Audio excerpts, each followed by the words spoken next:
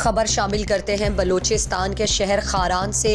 Be N P کے نامزد امیدوار برائے صوبائی اسمبلی حلقہ پی بی 33 خاران ثنا بلوچ نے گواش خاران کے علاقے کلی سالو خان توقی سے میر سالو خان، خدا داد الرحمان، اختر توقی، عطاء الرحمان، عبدالرزاق کی بی این پی میں شمولیت اور کلی علی محمد بیدی، میر علی محمد، کلی سراوان سے حاجی نور احمد مینگل، حاجی عبدالحمید مینگل، حاجی میر بدل خان مینگل، بلال احمد مینگل اور دیگر کی حمایتی پروگراموں سے خطاب کرتے ہوئے کہا کہ لاپتہ کی بازیابی کے لیے آواز بلند کرنے کی پاداش میں بی این پی کو الیکشن سے دور کرنے کی ناکام کوششیں کی گئیں، لیکن حکمران یہ بات بھول گئے کہ بی این پی نے ہر ظالم اور جابر کے دور میں مقابلہ کیا، لیکن آج تک بلوچ اور بلوچستان کے لیے جمہوری جدوجہد سے دستبردار نہ ہو سکا۔ آج بلوچستان کے کونے کونے سے ہر ذی شعور انسان ہی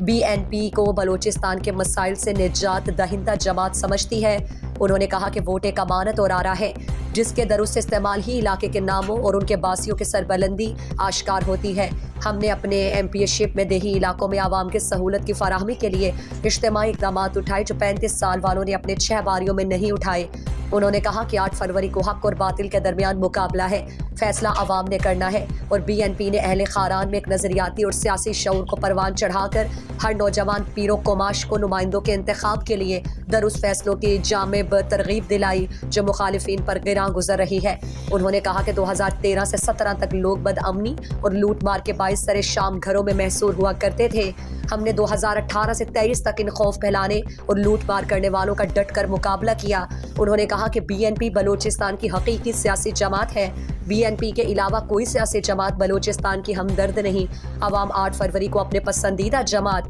بی این پی کے امیدواروں کے انتخابی نشان کہلاڑا پر مہر ثبت کر کے ثابت کر دیں گے کہ خاران شعور، ذانت، عقل و فہم رکھنے والوں کا ڈیرا ہے۔ ثنا بلوچ نے کہا کہ مخالفین لاکھ پروپیگنڈا کر لیں مگر 8 فروری کو باشعور عوام اور سیاسی کارکن بی این پی کے امیدواران کو ہی ووٹ دیں گے۔